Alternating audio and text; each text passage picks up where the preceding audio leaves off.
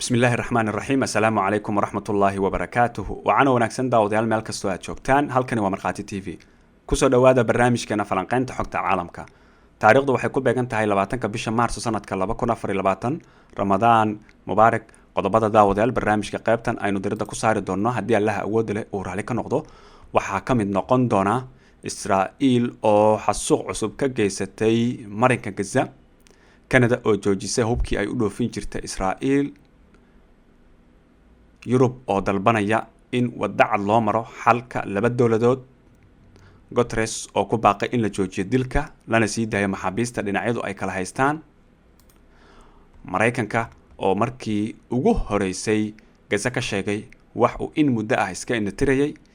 barnaamijka qodobadan ayaad ku daawan doontaan soo dhawaada daawada fadlan haddaad nagu cusubtaan nagu soo biir muuqaalka shirgaray aragtidaada qaybta hoose commentiga noogu mahadsanid barnaamijka aynu gudagalaynaa wararkii ugu dambeeyay aynu ku bilaabeynaa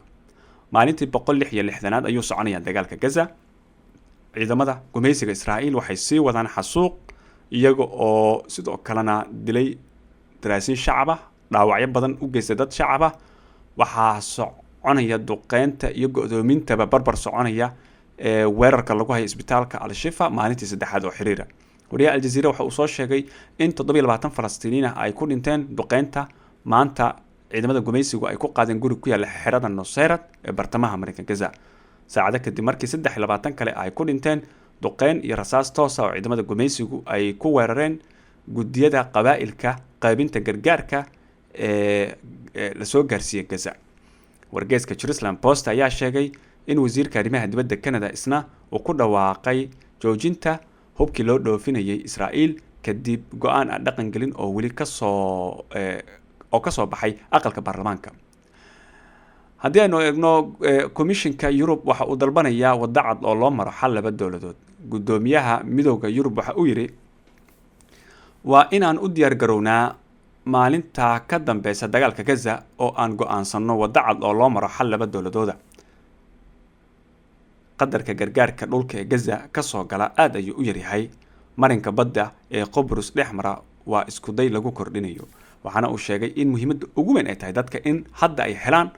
nabad oo xabadda la joojiyo kadibna gargaar la gaarsiiyo geesta kalena xogayaha guud ee qaramada midoobay Antonio Guterres oo isna hadlay goordhow waxa uu yiri in ka badan 1 milyan oo qof ayaa gaajo ugu dhimanaya Gaza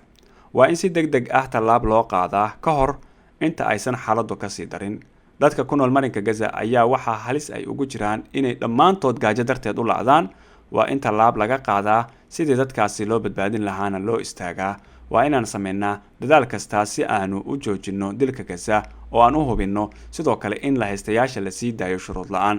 xogayaha qaramada midoobay ayaa waxaa sidoo kale uu yiri ma jiraan wax cadeynaya ciqaabta wadajirka ah ee ay Israa'iil ku hayso Falastiiniyiinta Gaza waxaan ku jirnaa waqti mugdi ah adduunka waxa uu marayaa xaalad adag dagaalka Gazana waa uu sii soconaya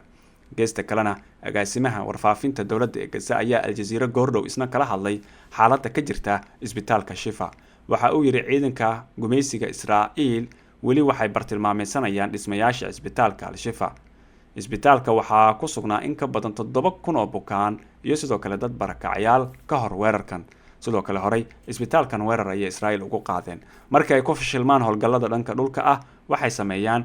weerarada xarumaha caafimaadka isbitaalka horay waxay u sheegeen in xubno sarsaro Xamaas ay ku jiraan godadka isbitaalka hoostiisa marana ay degan yihiin hase ahaatee waa ay ku fashilmeen oo wax god halkaasi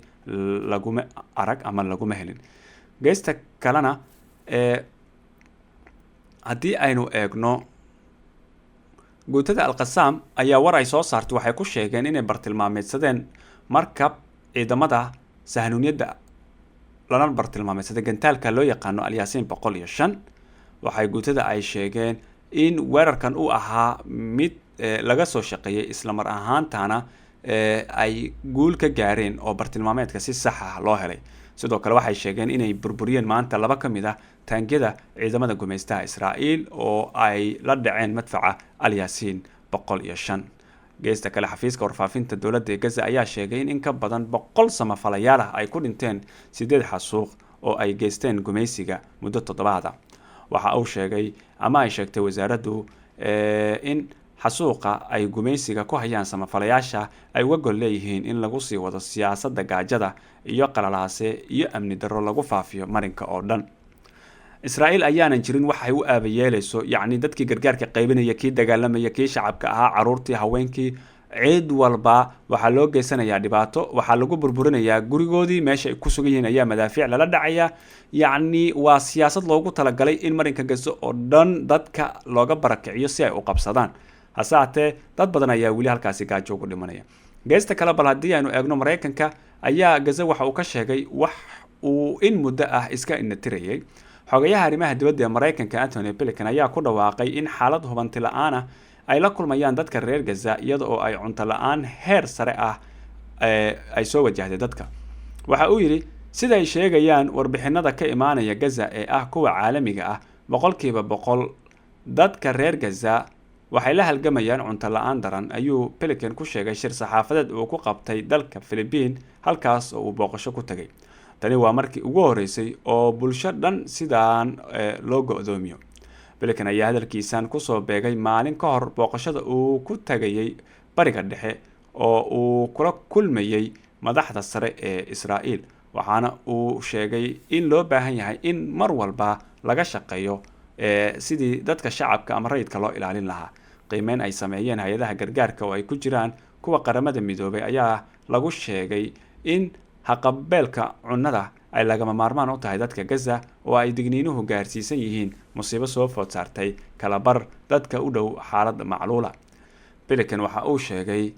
in waxa ay ka wada hadli doonaan Maraykanka, Sacuudiga iyo Masar uu noqon doono mustaqbalka Gaza ee dagaalka kadib. tani maaha booqashadii ugu horeysay ee bariga dhexe uu ku marayo xogayaha arrimaha dibadda ee Maraykanka tan iyo markii uu bilowday dagaalka Gaza bilowgii bishii Oktoobar ama 7 Oktoobar ee sanadkii tagtay ee 2023. xukuumadda Washington ayaa hore u sheegtay inay Israa'iil ka taageerayso jawaabta ay ka bixinayso weerarka Xamaas, kaasoo sababay dhimashada 1,200 oo qof iyo afduubka 200 oo qof oo lagu haysto Gaza, sida ay sheegeen ciidamada Israa'iil. Israa'iil ayaa dishay in ka badan 31,000 oo Falastiiniyiin ah oo u badan caruur iyo haweentan iyo markii ay bilowday jawaabta ay ka bixinayso weerarkaasi. dadka ku nool marinka Gaza ayaa la ildaran biyo la'aan, koronto la'aan iyo cunto la'aan, gaar ahaan waqooyiga marinka Gaza, kuwaasi oo dadka ku nool ay la ildaran yihiin macluul ka dhalatay la'aanta cunnada gargaarka ah. xilli sii horeysay, hogaamiyaha Xamaas Osama Hamdan ayaa u sheegay warbaahinta in dalabaadka kooxdu ay cad yihiin. marka hore, jooji gardarada. tani waxa ay la micno tahay in la joojiyo howlgallada military iyo in laga saaro guud ahaan dhulkii ay soo galeen intii ay howlgallada socdeen militariga Israa'iil, iyo weliba in sidoo kale la qaado go'doominta iyo keenista gargaar degdeg ah iyo in la bilaabo barnaamij ballaaran oo dib loogu dhisayo burburka ku dhacay Gaza, ayuu yidhi. maamulka Israa'iil iyo golahooda dagaalka waxaa ka dhex oogmay khilaaf ka dhashay qorshaha dagaalka ee Gaza. warbaahinta Israa'iil ayaa ku warantay in golaha dagaalka Israa'iil uu kulmi doono kadib markii uu magaalada Dooxa ka soo laabtay madaxa hay-adda sirdoonka Israa'iil ee Mossad, David. wargeyska Israa'iil Hayom ayaa sheegay in ra-iisul wasaaraha Israa'iil Benjamin Netanyahu uu ka saaray wasiir Benny Gantz go'aanada heshiiska. wargeyska ayaa ku tilmaamay xiriirka Netanyahu iyo Gantz inuu yahay mid xun tan iyo bilowgii dagaalka. afhayeenka wasaaradda arrimaha dibadda Qatar waxa uu xaqiijiyay in Qatar ay isu dayayso in inta karaankeeda ah inay xaqiijiso gelitaanka gargaarka noocyadiisa kala duwan gudaha marinka Gaza, taasoo muujinaysa inaan la aqbali karin xaqiiqda ah in Gaza ay qarka u saaran tahay macluul, sida ay qaramada midoobay sheegtay. aanu daceen walaalahan Falastiin, aragtida qaybta hoose commentiga noogu ramaasanid barnaamijka falanqaynta xogta caalamka ka daawanaysan marqaad TV wanaga intaas barnaamijkan xigeentan ku kulmayno. nabadgelyo. Assalaamu calaykum waraxmatullahi